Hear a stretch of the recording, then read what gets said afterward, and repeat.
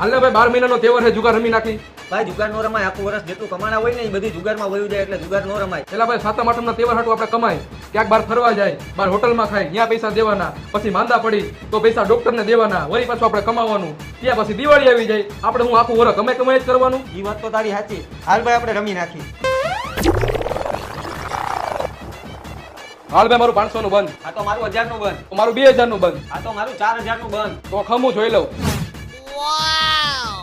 હાલ ભાઈ હું 8000 આવ્યો. આ હે જુગાર રમો હો તૈન રાજા ચાંદો દેખાડીને અંધારું કરી ગઈ મારા કલેજા. આ તન રાણી ફરીથી કાવતરું કરી ગઈ. પણ સાંભળ તો ખરી ભાઈ, 3 રાજા નથી મારે, ગધેડું છે.